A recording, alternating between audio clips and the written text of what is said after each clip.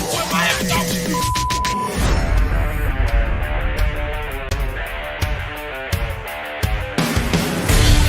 The pressure, he's in trouble. Loses the football. Touchdown! Got it! You have got to be kidding me. Jaylen Waddle. It's a Dolphin touchdown. Throwing deep upfield on the near side. Man open. Touchdown! Looking deep. He's got a man. Touchdown!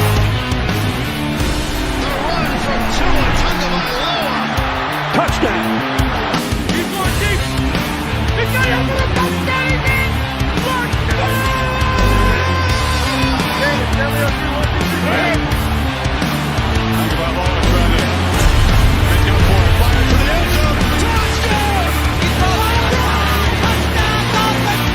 Beautiful day to be a Dolphin fan. Let's go!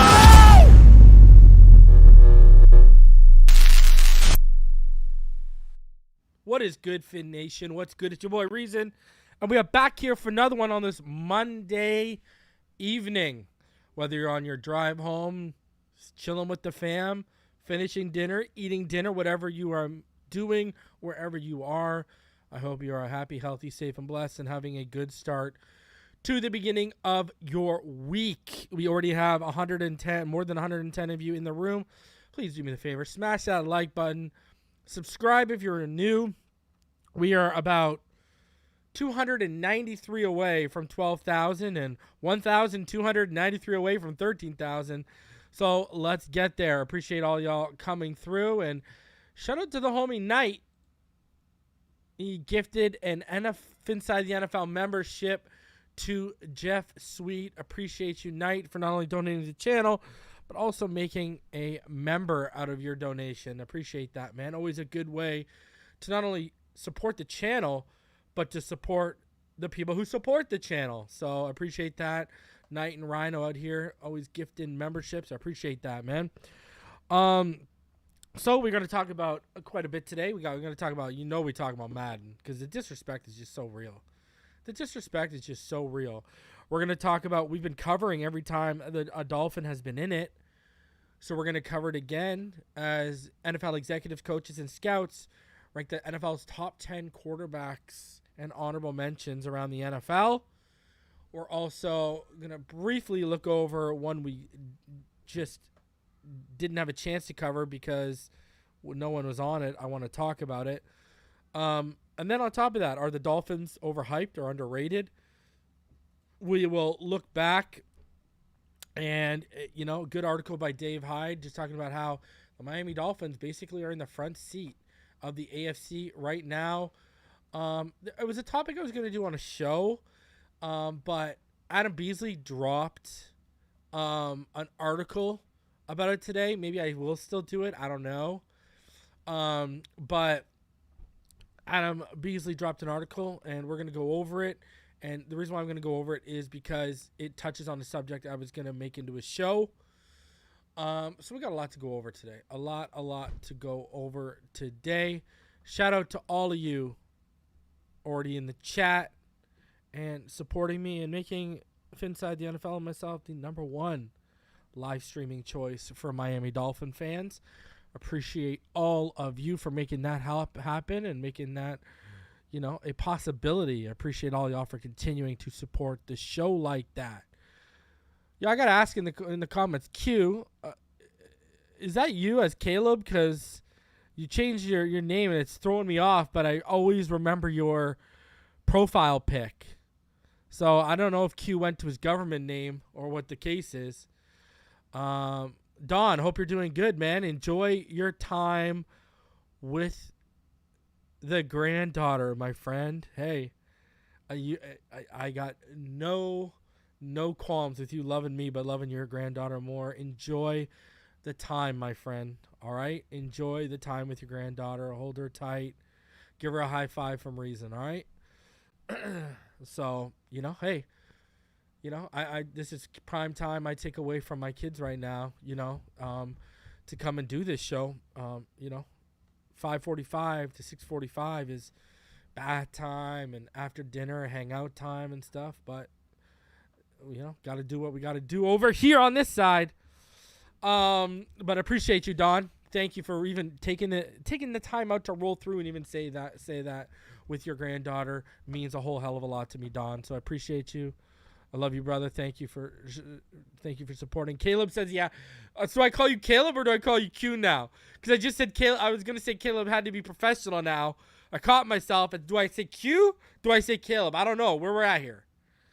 Thank you, Fred. I appreciate you, my friend.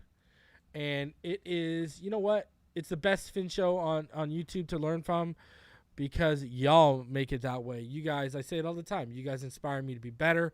You guys inspire me to, deep dive in the film studies and the analytics and stuff like that, man. Look at the change we've made across this community, all because I wanted to give you, the fans, the most knowledgeable and best product as possible. Look at it. How many people do film breakdowns now or attempt to? Right? How many people go over PFF grades when I was the only one doing it? You know what I mean? Week in, week out, every game from year one when I started this channel. Look at all of these people, try to deep dive into the draft now because of me.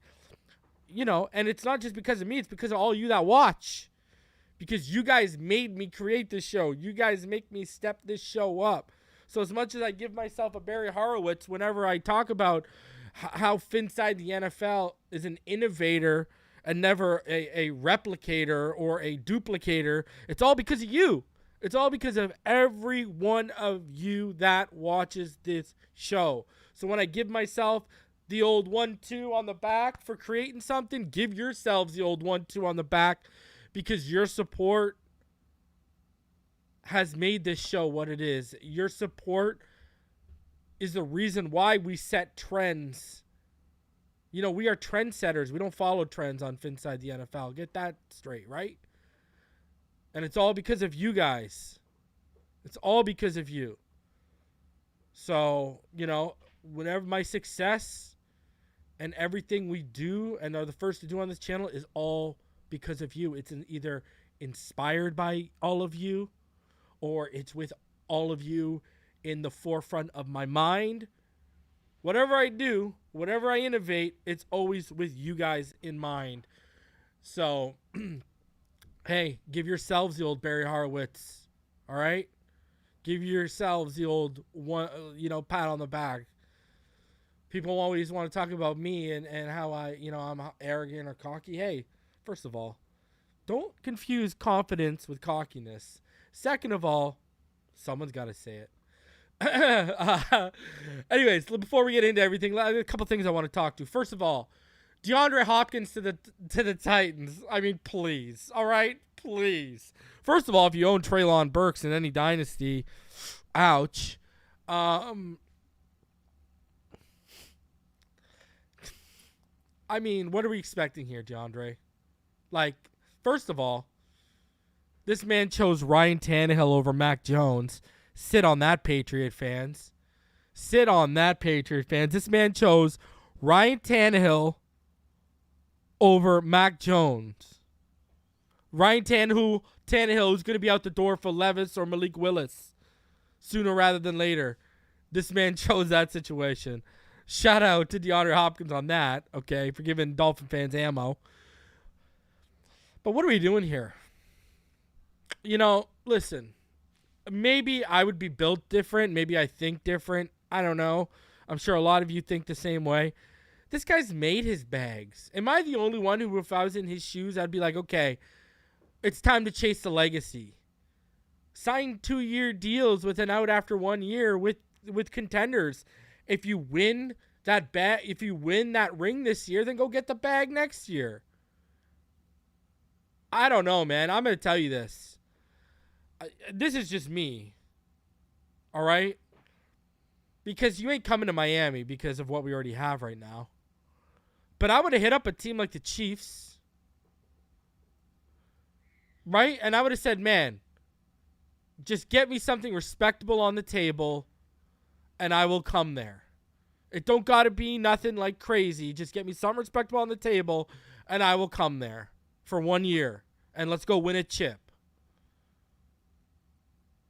I I just don't get this mindset.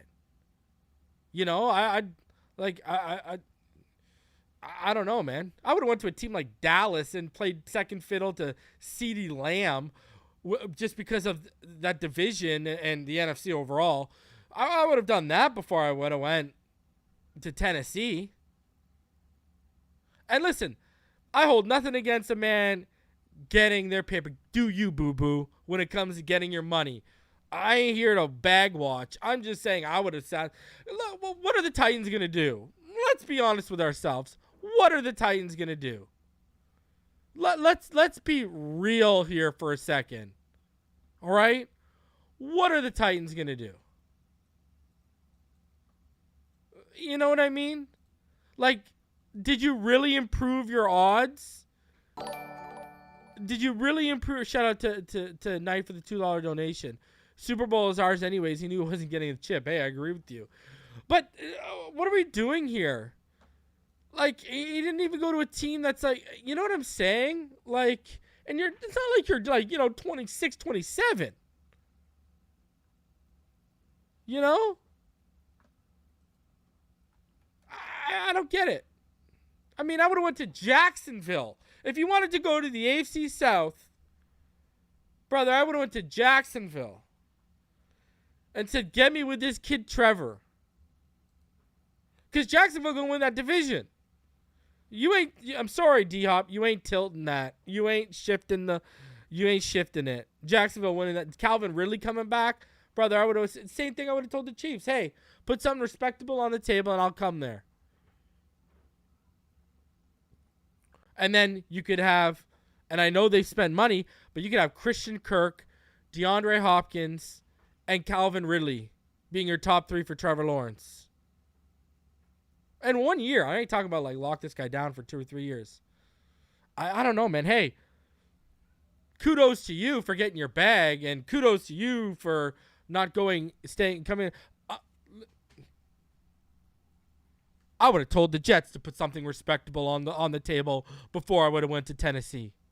I would have told the Jets, put $5-6 million on the table. I'll be there right now, 1 year. Me, Rodgers, Garrett Wilson. I'm only taking 5 or 6. I'd tell them to go get Dalvin Cook. Brother, and I'm not advocating for the Jets, but even I would have chosen the Jets at $5 or $6 million for half of what he's making. I would have chose the Jets. Let's be real.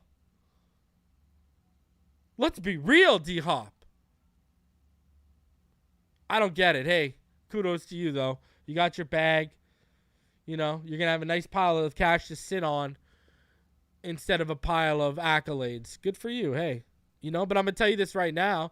D-Hop ain't a first ballot Hall of Famer, and that man needed that ring. Is what it is. Roger Goodell's burner, he chose $26 million. He says $26 million over a Super Bowl. Hey, cool. But is it structured like that? All right. Let me. I haven't looked up his. How much is actually guaranteed here? Are we talking? Because has it been fully? Is that because I know he ain't guaranteed no $26 million? Okay, let's see what spot track what we got here. They don't even have the details on it yet. They don't even have the full details. Haven't even been released. All right, hold on. Here we go. Let me see. It says right here. Okay, it says that apparently I got full details right here. All right, here we go. Hopkins, he got $26 million that can pay up to $32 million. Hopkins can earn up to $3 million in bonus money each year. He can get $1 million for receptions, $1 million for receiving yards, and $1 million for touchdowns. So he's got to get 95 catches, 1,050 yards, and 10 touchdowns to hit those bonuses. Obviously, it says money likely played a factor. What's guaranteed, though? It's not telling me what's guaranteed.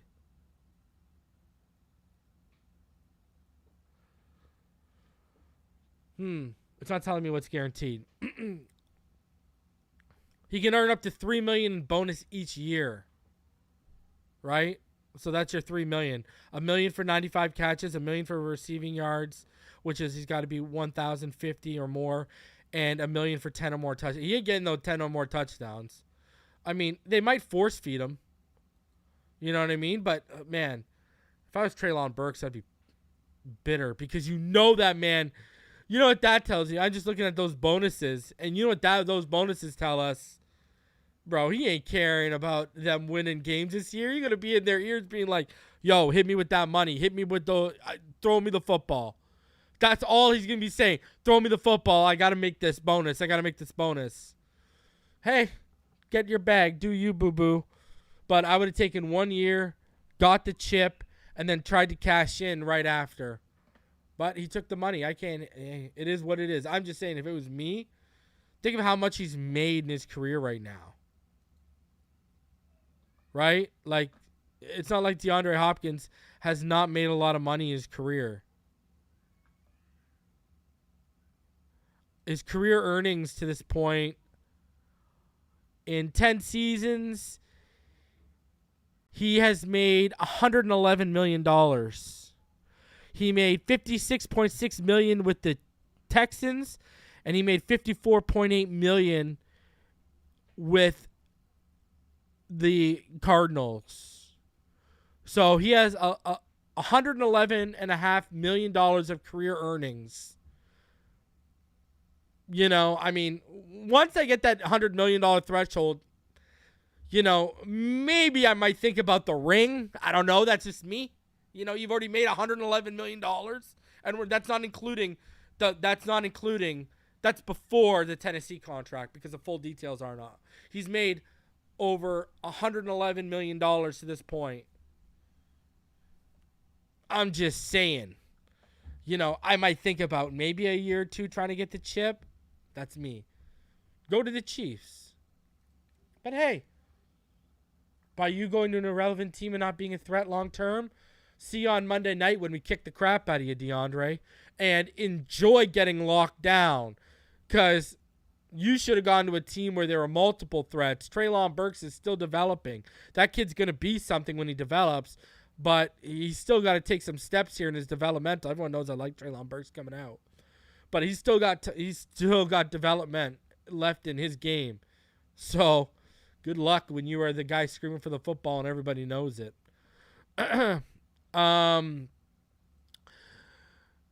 Now, New England Patriots, apparently they're the new favorites to sign Dalvin Cook by plus 150. Ha, ha, ha, ha.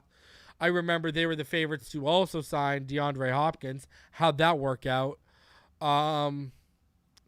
Dalvin ain't going to New England. I don't know you're going to see that going around Twitter and stuff. You're going to see that going around multiple social media outlets. Dalvin ain't going to New England, all right? Unless New England is going to come with some serious money to the table, and I'm talking some serious money, which they already have Ramondre Stevenson in-house, so I don't see them bringing serious money to the table. He's not going there, all right? I do not see that happening. That's wishful thinking for Patriot fans. I'm sorry. Keep praying because it's not happening. And speaking of Dalvin Cook, if you didn't know, today was the deadline for franchise tag tenders to be signed.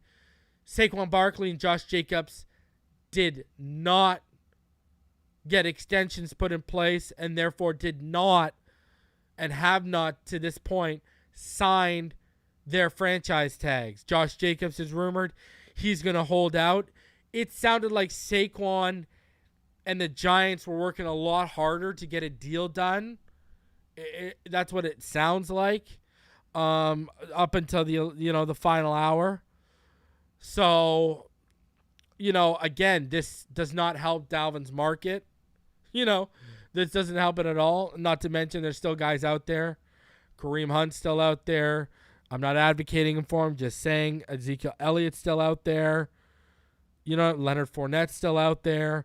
And now you've got Josh Jacobs. And the thing is, this franchise tender is about $10.1 million. It's about around the money Dalvin Cook was supposed to make this year from Minnesota. And the other thing, too, is an interesting thing.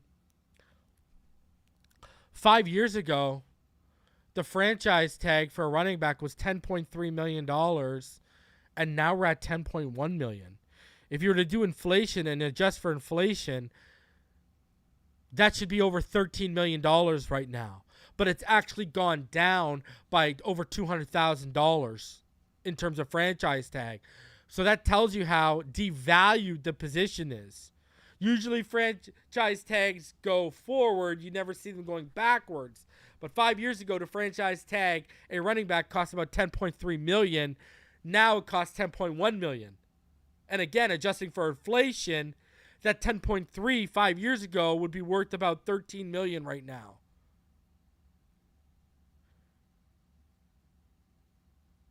So it's, while you got interior defensive linemen, holy geez, their market's going through the roof. And Emmanuel Acho made a really good point. He said he thinks it's going to take a running back to basically will a team to a Super Bowl to shift that market back. Because no longer are running backs willing teams to Super Bowls. And you know, that's what he... Now, I will say this. Whatever the Giants did last year, Saquon Barkley willed them to that. Okay? Saquon Barkley was one of the few examples you could look through across the league, and everyone knows I'm the biggest Nick Chubb fan, and I always say Nick Chubb's the best in the league. I love me some Nick Chubb. But, and you all know that if you've been watching me since I started this channel, or even since I was on the Tuesday Night panel in 2019, you know, always been a big Nick Chubb guy. But Saquon literally willed that team to so many victories. You know, I think Christian McCaffrey used to kind of be like this. You know, Christian McCaffrey used to be that for the Panthers. You go look at Cam Newton's best numbers after his MVP season, and they all came when he was targeting Christian McCaffrey the most, and when Christian McCaffrey had the you know, lion's share of Newton's targets, Newton's passing touchdowns, etc., etc. That's why back then, if you people remember, I used to say Christian McCaffrey, to me, was the best all-around player in football at one time. I thought he was. And, you know, you look at Saquon last year. Saquon is a guy I'd make it work for because Daniel Jones only works with Saquon Barkley. If you take Saquon Barkley out of that situation, I don't think Daniel Jones is successful, and I think we're going to regret spending that money. So that's where I'm at with that. Knight, do I think the Raiders make a run at Hunt? I think they'd make a run at Cook. Look at it this way. Josh Jacobs wants what? He wants more than $10.1 million, right? Now, he led the NFL, obviously, last year as a top rusher. And everyone knows I'm a Josh Jacobs fan. Go back to the Tuesday night panel. I predicted on the Tuesday night panel when we were doing that in 2019. You know, and I was a huge Kyler fan, but when everyone was, you know, I was pushing Josh. Anyways, you know, I could see, I've said this, I could see them moving off. If he's not going to play ball, what if they go pay someone $5 or $6 million and they say, right? And then all of a sudden Josh Jacobs adds to the market, and that's no good for Cook. But ask yourself this. Would you sign Josh Jacobs for $12 to $14 million a year, or would you sign Dalvin Cook for $7 million a year with incentives to get him up to $10 million a year? What would you do? And they're a team that it's in the best interest for them if they get into the Drake May or the Caleb Williams sweepstakes. Right? It's better for Las Vegas, since they moved off Derek Carr, if they get into the sweepstakes for one of those big-time quarterbacks, because Vegas wants names. Just saying. So, you know, the running back market is very interesting. Very interesting to watch how it's going to play out. Anyways, let's get into this because, we got to talk about Madden here. We're going to get into Madden. The disrespect just continues. Well, listen. We're going to go over the safeties and the receivers because that got released today. Now, we got our safety love from that ESPN list voted on by executives, coaches, and scouts when Jevon Holland was voted a top 5 safety in the NFL. But look at this, okay? Look at this from Madden, all right? Here are your top 10 safeties. Now, everyone knows I think the world of Derwin James. I do. I've always said Derwin James is freaking amazing. Can he stay healthy? I don't know. Minkah Fitzpatrick, number 2. You see this Justin Simmons, 92. And I've said Jevon Holland in this scheme is better than what Justin Simmons was in the Broncos scheme under Fangio, and that's the reason why Justin Simmons is 92. Kevin Byard, 92. Jesse Bates, 91. Tyrann Mathieu, 91. Buddha, 90. Poyer, 90. Harrison, Micah Hyde, whatever, okay? Look at this. Jevon Holland, they gave him an 84. They ranked Jevon Holland the 19th best safety in the NFL. Are you kidding me? Listen, I liked Kyle Duggar coming out of that draft. When I did my safeties, I liked Kyle Duggar. Kyle Duggar is not Jevon Holland. Let's stop. All right? Jamal Adams is not better than Jevon Holland right now. Listen, I like Hufanga, too, from the 49ers. I'd actually have him probably rated higher, but he ain't better than Jevon Holland right now. Antoine Winfield, I think I'd be rated higher, and everyone knows I loved Antoine Winfield coming out. Loved him. He was my top safety coming out of that class. He's not better. I don't think Jimmy Ward's better than Jevon Holland right now. You go on this first list back here. You know what? The ones I'll give you is, okay, Derwin, Minkah, Justin, Byard, Jesse Bates, Tyron and Buddha. Okay, we can have a conversation. But I ain't giving you Poyer, Harrison Smith, or Micah Hyde right now over Jevon Holland. And if you are, they're slightly better. The disrespect to Jevon Holland, man. It's unreal. Like, people don't realize what he had to do last year and the work this man had to put in. The responsibilities this man had laid at his feet last year.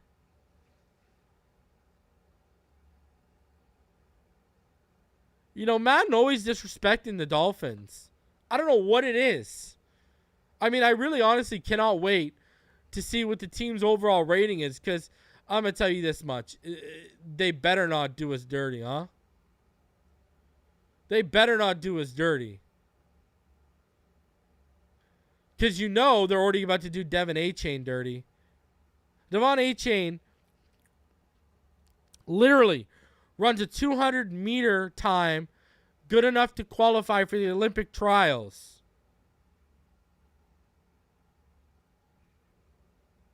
Literally. Paulie King, apparently the team rating is not true. That 75 overall apparently is not true. But about the disrespect A-Chain about to get. That man should be a 99 speed overall, and apparently, from what I've heard, he's a 96.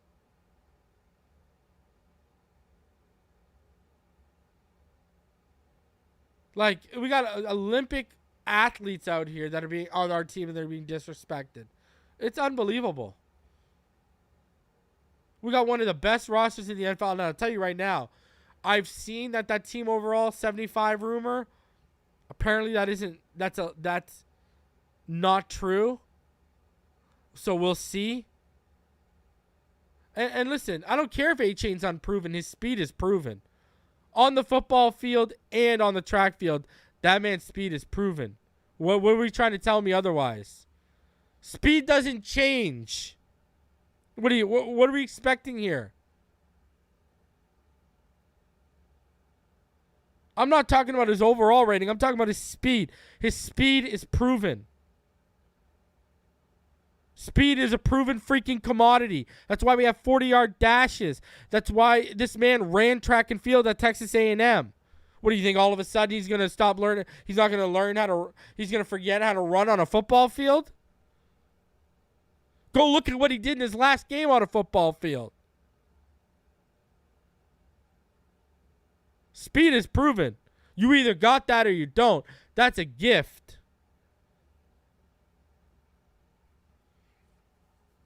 Dude, this guy has some of the, when you're talking about clocked athletes that play football on any level.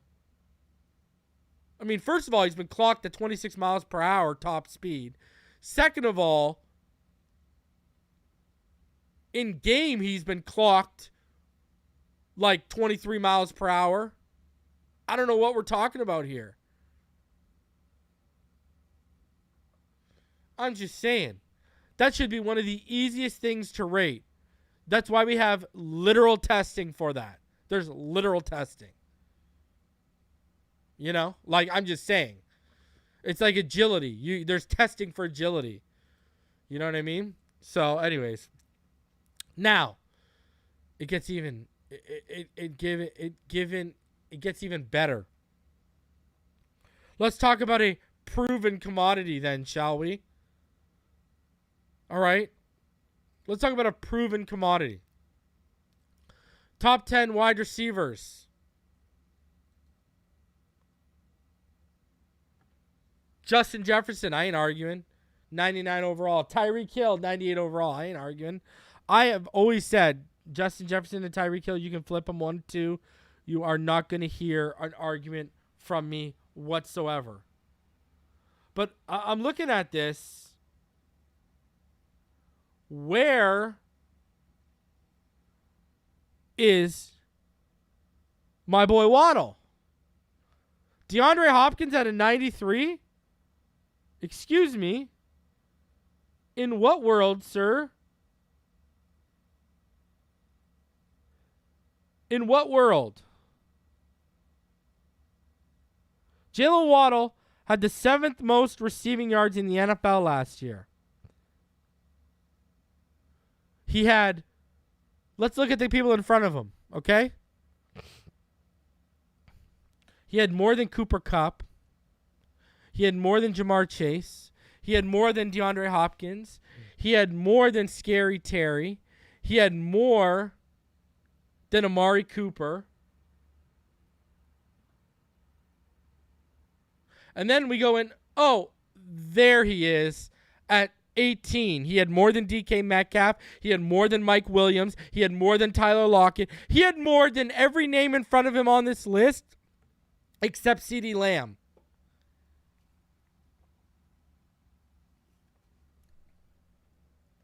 Only 6 receivers had more receiving yards last year than Jaylen Waddle. Justin Jefferson, Tyreek Hill, Devontae Adams, A.J. Brown, Stephon Diggs, and CeeDee Lamb. And some of the names on this list ahead of him, it wasn't even close. How is Jaylen Waddle, the guy who just put up 1,356 yards as the second fiddle to Tyreek, not in the 90s?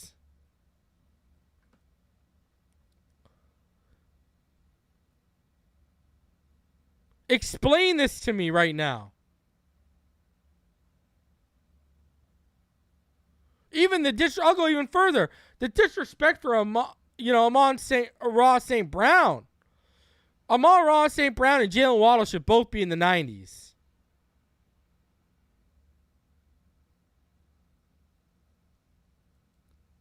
And, why does this matter? People, Madden ratings, why do it matter? Because there are literally people around the league, and we've seen media outlets who share this same outlook.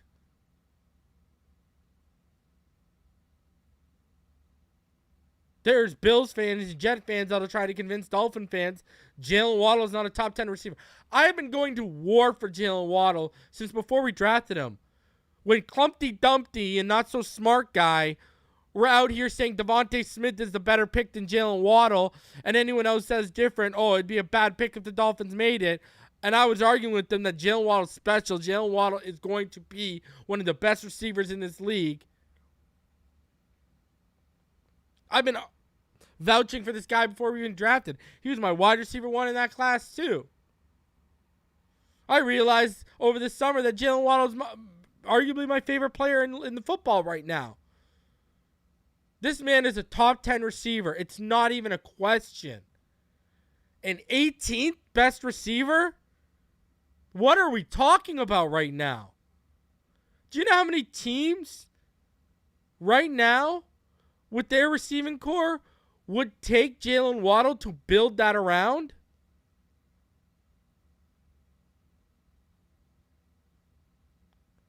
Like, the disrespect is just unbelievable, man. Okay, you want to say an unproven commodity in A-Chain? Okay, well, now I present you a proven commodity. And then you got Amari Cooper out here saying, well, I play Madden a lot so I can learn defensive schemes and stuff like that. It's hilarious. So even it shows you how serious the players take it. I don't get it, man. Like, the disrespect to Jaylen Waddle across this league and the disrespect to Jevon Holland's unreal.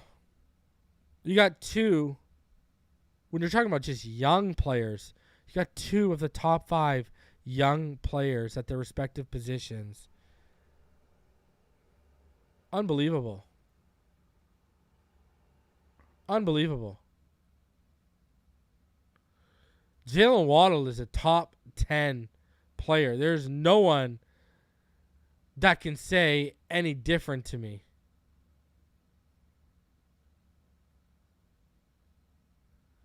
There is no one that can say anything, and this is something I've been going to war about all offseason and since before we even drafted this kid. This kid is special, and to see the disrespect, man. Like, what does this kid need to do? He was 144 yards away from 1,500 yards, and he was missing his starting quarterback for 5 games. And actually, he dipped in over 30 yards per game less is what he was averaging receiving-wise when Tua got hurt. With backup quarterbacks, he was averaging 30 yards less per game. You do that over 5 games, there's your 150 yards, there's your 1,500 yards. It's like the same thing. Well, Jalen Ramsey becomes a Dolphin. All of a sudden, people are saying he's washed up. It's ridiculous. Like, it's ridiculous. The bias against the Dolphins is unreal. All right, let's keep it going. We've been going over these lists every time a Dolphin player makes it. So let's go over this. NFL executives, coaches, and scouts now ranked the top 10 quarterbacks for 2023. So, you know, this list is going to have its controversy. Wide receivers come out tomorrow. And yeah, we got a couple other ones to go over here, obviously. But let's stick with this. Let's go over the top 10 quarterbacks. So Patrick Mahomes, he hits number 1 on the ranking here. Obviously, I mean, is that even a debate? Like, let's be honest with ourselves. Number 2, Joey B. He was ranked 5 last year. Someone gave him a number 1 overall ranking. His lowest ranking was number 6. Joey B at number 2. I'm telling you, for what he does against the Kansas City Chiefs, Joey B, everyone knows I'm a Joey B fan. Joey B and 2, I love them both coming out of that class. Number 3, Josh Allen. His lowest ranking was 5. Last year he was ranked 3, so he hasn't moved. You know, I mean, hey, turnover machine, the most interceptions by a quarterback over the last 3 years. So, hey, good for them. Aaron Rodgers at number 4. Now, I'm a huge Aaron Rodgers guy, have been since he came in the league. I think this is a little high after you watch what he was last year. I think they're still living off the 2 back-to-back MVPs, you know, winning two MVPs of the last 3 seasons. You know, last year he looked struggling. You know, even look at his game against us, right? Look at what an AFC scout said.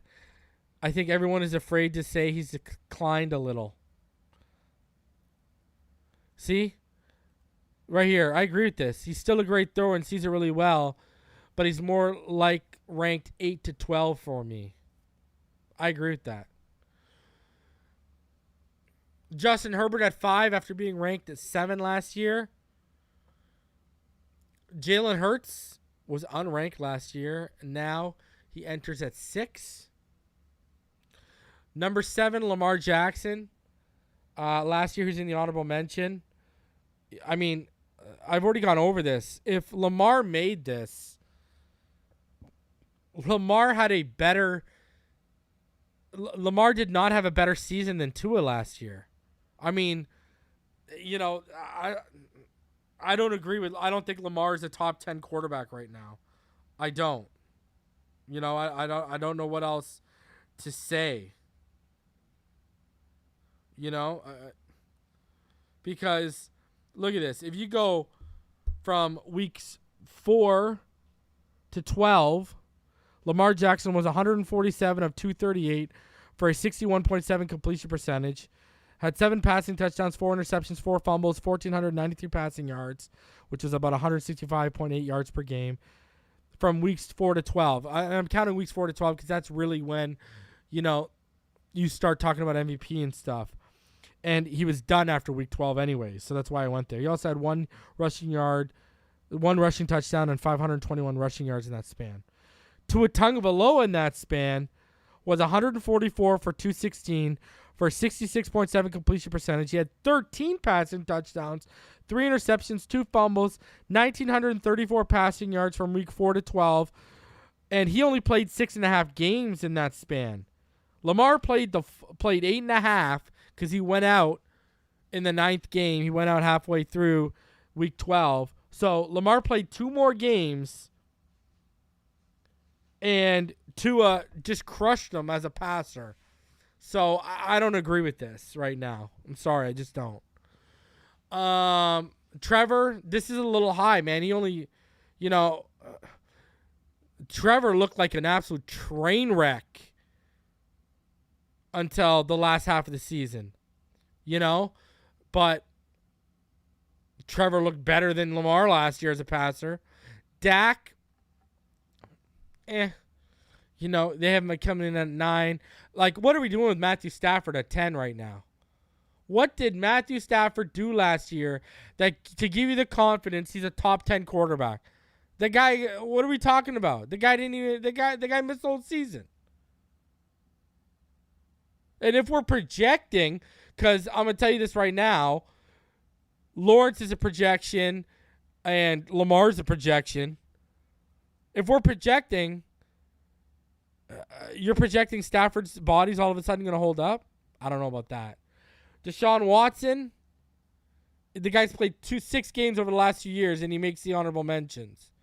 Are we serious? I'd have Kirk Cousins. Listen, Kirk Cousins should be higher than Deshaun Watson and Matt Stafford and Dak Prescott. I'm sorry. And Trevor Lawrence could be doing. And, you know, I'll say Lamar Jackson could be doing it longer.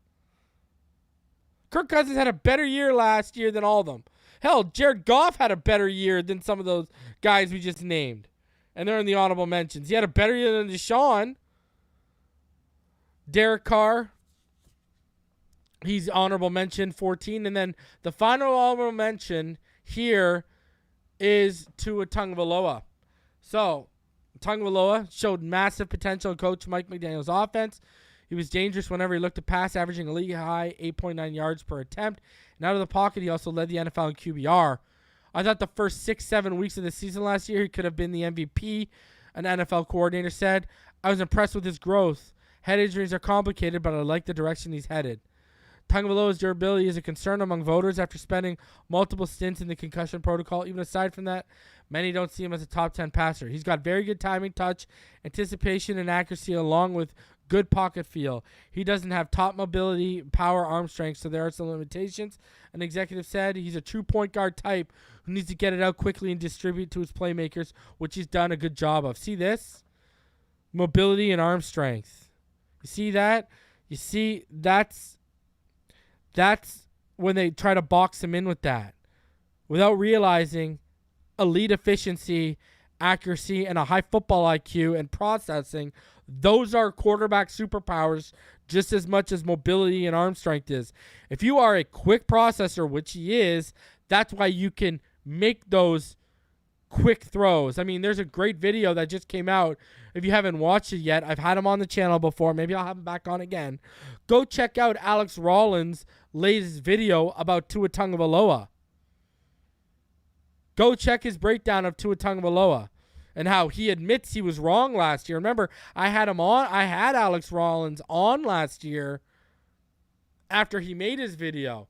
And now he's admitting he's wrong. He's totally admitted he's wrong about Tua. And see, people don't realize you don't need to be an efficient and to be an elite pocket passer. You don't need elite arm strength. If you have elite accuracy, anticipation, and a high football IQ, and you're just elite efficiency, that's the freaking recipe Tom Brady created a dynasty off of in New England. It wasn't arm strength and mobility. It was elite efficiency, high football IQ, a well-cogged and oiled offense. Right? Elite accuracy, elite efficiency, and a high football IQ. That was the recipe to the dynasty over New England for his offense. What are we talking about here? Again, it's just these narrow outlooks on the position and what is required to be successful at it. I mean, Tom Brady literally took the Broncos to a Super Bowl, and the guy's arm and neck were shot. Okay? So, are we really going to sit here and talk about arm strength? Seriously. Breeze won a Super Bowl after his arm injury, and it totally depleted his velocity and the torque. What are we talking about here? You know? The days of the elite efficiency, accuracy, and high football IQ pocket passer, those will never go away. Never go away. Because you can always be successful at that position with those three things. Always. So, I don't know what we're talking about here. Right? And a good point, Knight. Did Joe Montana have the biggest arm in the world? Did Steve Young could zip it, but did Steve Young have crazy stupid velocity? No, but he was mobile. That's what Steve Young was mobile. But as a passer, it's not like Steve Young was out here freaking ripping, shredding air. Same with Montana. So it's funny, Montana wins all those Super Bowls, and everyone will talk about how great he is, but if Tua won all those Super Bowls with Jerry Rice, everyone will talk about how great Jerry Rice was, and that's why Tua won. It's funny how that works out, huh? Funny how that works out. But anyways, I have some discrepancies with that list. There's just certain things I don't agree with. I don't know what else to say. You know what I mean? I really don't. I mean, it just is what it is. It just is what it is.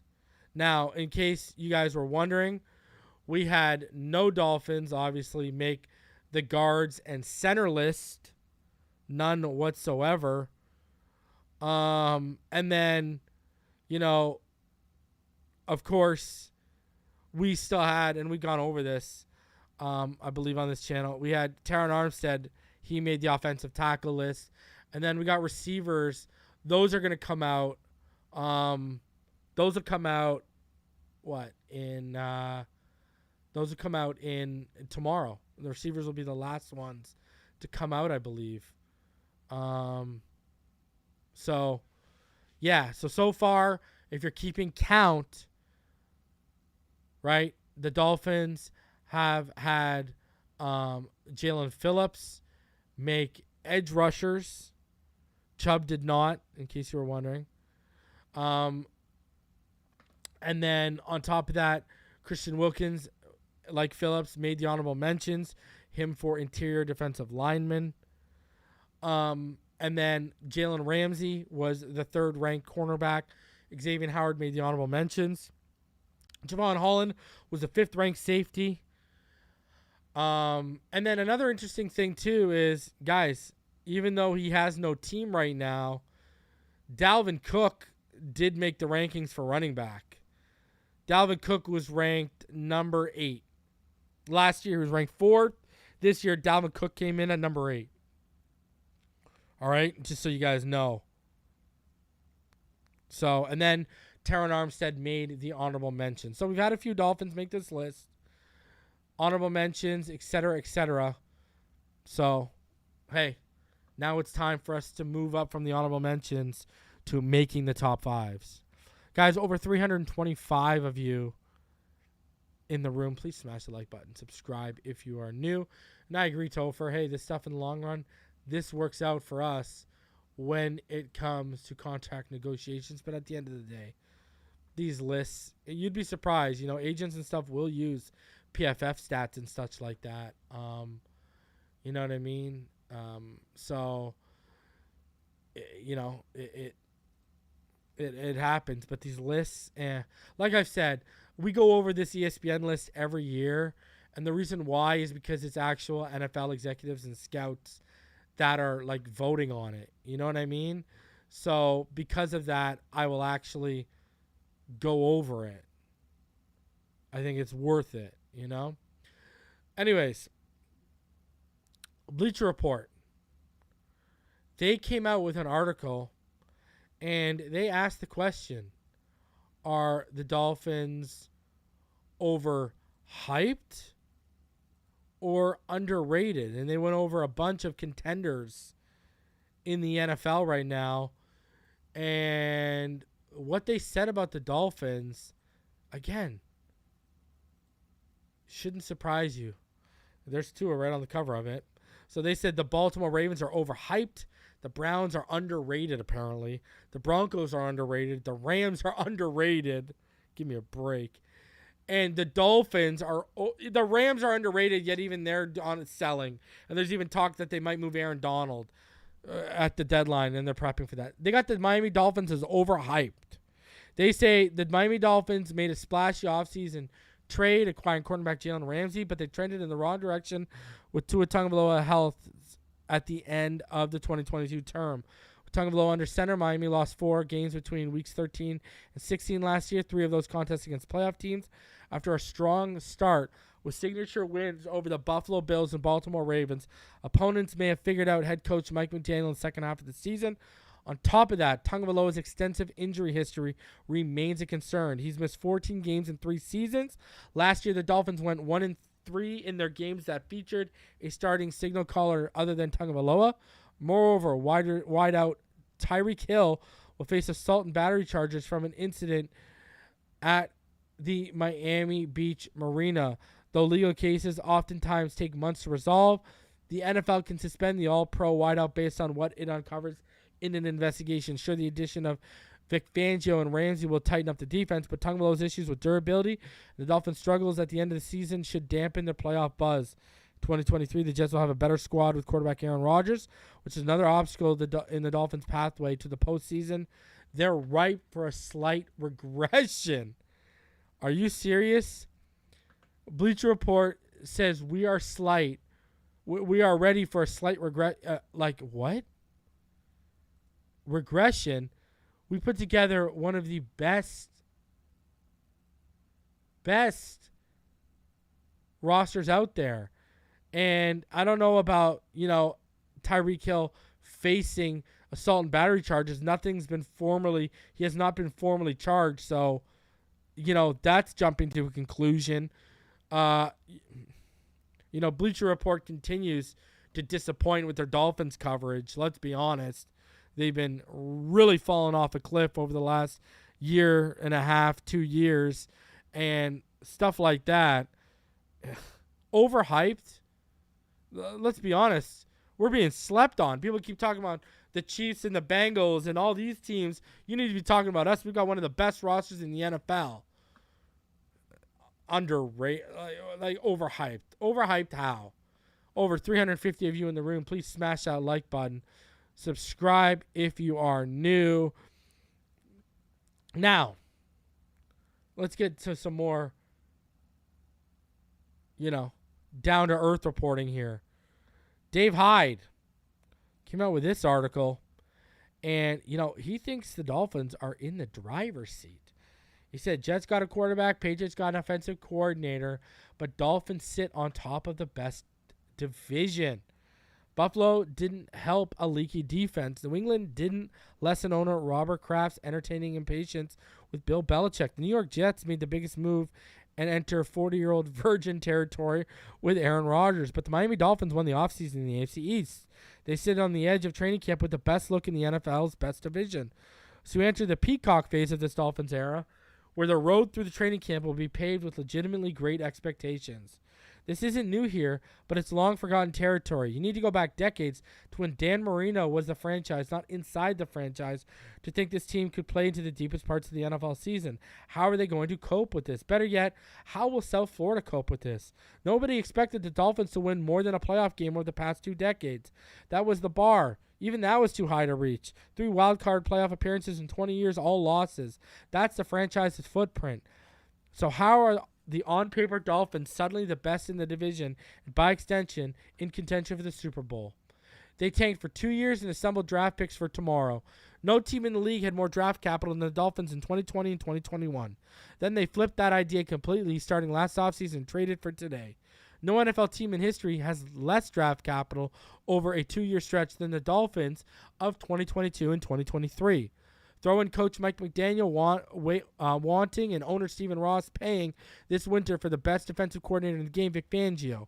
Everyone asks why he came here, the roster, the weather, the possibilities. When so many teams wanted him, let's talk like adults. Money was the clincher. So the youngish, offensive-minded McDaniel got the perfect compliment to him in the veteran, defensive-minded Fangio. Throw in the addition of cornerback Jaylen Ramsey to develop parts in recent years, and the Dolphins have a ready-for-prime-time defense that's paid accordingly. The money is stacked across the roster, too. There will be a reckoning down the line for that, but not this year. These Dolphins may not inflate the attention and expectation on the season, but they pushed all their chips into this season. Their opening and obvious question is quarterback Tua Tagovailoa, starting with his health. That has to play out. But no team has more speed or playmakers around their quarterback or a better offensive scheme to help. Just look around this division. The Patriots have a real offensive coordinator again in Bill O'Brien, but hasn't caught up to the idea that star receivers are franchise-changing players. Someone in there is Kraft's annual lament that they haven't won a playoff game in now 4 years. It's hard to imagine Belichick on even a warm seat, but Buffalo's Sean McDermott is on a hot one. Buffalo squeaked by the Tua-less Dolphins last year in the playoffs before getting blitzed by Cincinnati. That makes 2 consecutive ugly outs for Buffalo. Their defense didn't resolve much this offseason either. The Bills remain the anti-Dolphins, the team that puts everything on quarterback Josh Allen. He'll try to do it all again this year, just as Rodgers will in New York. He's coming off his worst season in Green Bay. He'll turn 40 during the season. You have to get him if you're the Jets, but this can go either way. Add it all up, walk around the offseason decisions and full rosters, and the Dolphins enter in training camp with the best look in the best division. It's been a long time since you could think, and even a longer time since expectation matched reality. Belichick and Tom Brady own the division for 17 years. Buffalo has the past few years. There's no pushover this year, no heavyweight either. But the Dolphins begin training camp on July 26th with more on their side than anyone. How they cope with that will be part of the answer. So, I agree. I think we formulated not only the best roster in the best division, but I think we formulated arguably the best roster in the league. And, I don't think the Jets are better than us. I don't think, I think the Jets and the Bills are going to battle out for number 2. I really think we're winning this division. I've been, I said it months ago, and people might have thought I was crazy, but as the months have gone by, I think people agree with me more and more. I really do. I really, really do. So, we'll see how it all plays out, but I agree with that. We have assembled the best roster in the best division in the AFC. I agree. And, we're talking about overrated and overhyped. Is Belichick starting to turn into the most overrated coach in history? Look at what he's done since Brady left. You want to talk about overrated in our division, you might be wanting to talk about Bill Belichick.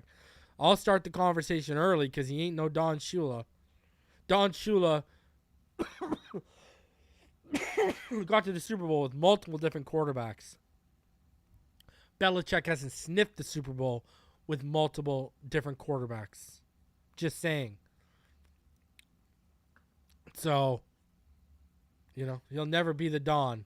That's for sure. That's what Brady has proven. He'll never be the Don. That he will never, ever be the Don. Thanks, Tom, for proving that. All right. And finally here, from PFN, something I was going to talk about. I might still do the show surrounding it because I've got more players. But from Adam Beasley, 3 moves the Miami Dolphins should make before the 2023 season. Miami Dolphins training camp opens next week, and the expectations are as high as they've been in these parts in more than a decade. That excitement is warranted. The Dolphins have a loaded roster and a top-tier coaching staff. That puts them in win-now mode. Their window of opportunity with this nucleus is probably 2 years. Their 2025 projected roster and cap construction is concerning, and they have big questions between now and then regarding Tua Tagovailoa, Christian Wilkins, and Jevon Holland. So this is not the time for half measures. Every move they make from now on until the trade deadline on Halloween should be designed to win their first Lombardi trophy in 5 years. 3 final moves for the Dolphins. Sign Dalvin Cook is number 1 for him. We haven't quite reached the point where Dalvin Cook has to decide where to sign, but we're getting close. The fever dream of Cook and DeAndre Hopkins signing with the same team turned out to be nothing but that. Cook isn't going to the Titans unless Tennessee moves Derrick Henry, which is highly unlikely. Cook still presumably wants to get paid, and the list of teams he reportedly considered is long. ESPN's Adam Schefter hinted on Get Up Monday that the Patriots might use the money they saved by not signing Hopkins on Cook, which brings the total of AFC East teams with some interesting interest in the Vikings running back to 3. The Dolphins and the Jets are the others. Cook's best bet to maximize his earning potential is to wait for a training camp injury, but even then it's hard to see him getting more than $5 million in 2023, not including incentives. The Dolphins could afford that, particularly if they move on from one of their other veteran backs upon signing Cook. A Dolphins offense that features Tua, Cook, Tyreek Hill, Jaylen Waddle, Raheem Mostert, and Jeff Wilson would be ridiculous. Don't forget Devin A-Chain. Add linebacker help. And this is what I've said, right? Anthony Barr is a guy I've named, Quan Alexander. It's been more than a month since Vic Fangio dropped this nugget on the state of his defense. We have some really good talent at some places, and other places we have got to find the talent. I think it's a good mix right now. Our players have got to play really good for us to be good, and we've got to find other guys to fill in that play good in spite of the lack of playing time and experience.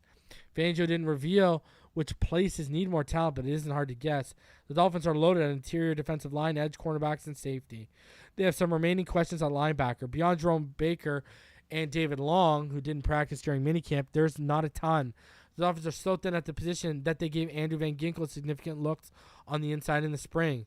Expect the Dolphins to add bodies at the spot either via free agency, the waiver wire, or trades. Veterans still on the market include Anthony Barr, Jalen Smith, Rashawn Evans, Quan Alexander, and Zach Cunningham. So Anthony Barr and Quan Alexander are very interesting to me. Rashawn Evans is interesting to me. Jalen Smith, if he can get back to the form that he was a couple years ago, interesting. The same would go with Zach Cunningham. And then he's got, surprisingly, where I would have interior defensive line, he has keep tabs, because we don't have a nose backup, keep tabs on the backup QB market. He said the Dolphins' biggest storyline since September of last year has been Tagovailoa's health. He's missed time to injury in each of the last 4 seasons. So it's a bit of surprise that they're comfortable rolling with Mike White and Skylar Thompson as their options for QB2. But they're not without options as both those reserves struggled during camp in the preseason. There are a couple of serviceable options still in the market, most noticeably Teddy Bridgewater and Carson Wentz. Odds are either White or Thompson will perform well enough over the next six weeks that Mike McDaniel will feel comfortable going into the season with the current group. But if not, don't be surprised if reinforcements are added. I don't know if I see them adding another backup quarterback. I think they would add a nose, a backup interior defensive tackle before they would add that. I don't know about that. Backup quarterback's a little bit of a reach, but there are a couple linebackers he named that I like. If they can get back to being healthy and being back to what we've seen them play at, or even resembling that, they can. Quan Alexander is a good football player when he's healthy. Anthony Barr is a good football player when he's healthy. So there are some options still out there that even intrigue me, and I've been talking about them for quite some time. You know what I mean? So that's why we had to talk about that, because I think there still are some depth. I think, we can even talk about tight end. Is everyone convinced that Sauber, Tyler Kroft, Elijah Higgins, and Tanner Connor are the best options to back up Durham Smythe? We'll find out. That could be a move made during training camp. I don't know. So, again, he's talked about stuff that I've been talking about for quite some time there, other than the quarterback. I don't think they go out, and I don't think it's a necessity. Skylar Thompson, second year, keep developing him in this offense. I think he's going to beat out Mike White. Teddy Bridgewater. He named Teddy. Why are we bringing back Teddy Bridgewater? I like the prospect of Skylar Thompson in the second year in this offense than Teddy Bridgewater coming back here. Let's not lie to ourselves. Okay? So, listen. I appreciate all you for coming here today. I'm going to be back tomorrow. You can expect me tomorrow as well, because the rookies will be reporting to camp tomorrow. All right? Yes. Yes, yes. The vets report next week, but the rookies report tomorrow, and I got some other things I want to talk about tomorrow too. And then, don't forget, Wednesday, we'll be live, 8:30 p.m. Eastern. Myself, Richmond Webb, and the homie ball game. And then on Thursday, we'll be live around 5 p.m. for Fin Too Deep with myself and Neil Driscoll. So we got a lot of content coming your way as we ramp up for training camp next week. And we are going to continue training camp centric shows this week heading into it, because, hey, we're getting there, man. Check your pulse, baby. Football is right around the corner. Rookies report tomorrow. Let's get it, baby. I will see all of y'all tomorrow. Look out for me on your drive home, while you're eating dinner, after you're done dinner, wherever. But check out for me tomorrow. I appreciate each and every one of you coming through. Smash that like button. Subscribe if you're new. We are under 300 away from 12K. Let's get there. Fins up all day, every day, even beyond the grave in which we'll lay. And I'll see all of y'all on the next one. Fins up, everyone. Thanks a lot for coming through.